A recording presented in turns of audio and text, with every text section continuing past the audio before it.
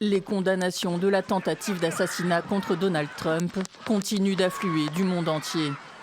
Parmi les premiers à réagir, les dirigeants du continent américain, tous bords confondus, de l'Argentin Javier Milei au Vénézuélien Nicolás Maduro, en passant par le Canadien Justin Trudeau.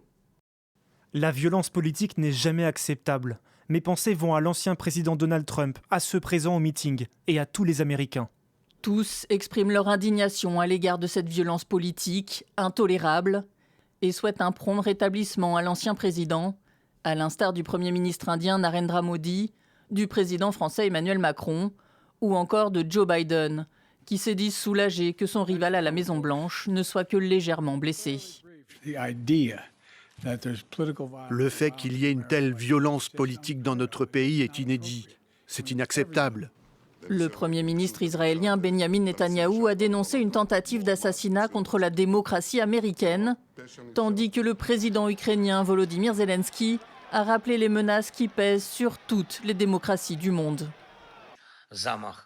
Une atteinte à la vie de Donald Trump, un crime haineux que l'on ne peut que condamner et qui montre la gravité des défis mondiaux à l'encontre de la démocratie aujourd'hui. La violence ne doit jamais vaincre, quelle que soit la forme qu'elle prend. Même message de dialogue de la part du dirigeant brésilien Lula ou de la chef du gouvernement ultra-conservateur italien Giorgia Meloni, alors que Moscou dit ne pas être surpris de l'attaque. Le système politique américain est tel qu'il a connu de nombreux exemples de violence lors de luttes politiques internes. Nous connaissons les multiples cas de blessés et même d'assassinats de présidents des États-Unis. Donald Trump a réagi sur le réseau social Truth, affirmant qu'il était incroyable qu'un tel acte puisse avoir lieu aux États-Unis, au risque d'attiser un peu plus les rivalités politiques dans ce pays fracturé.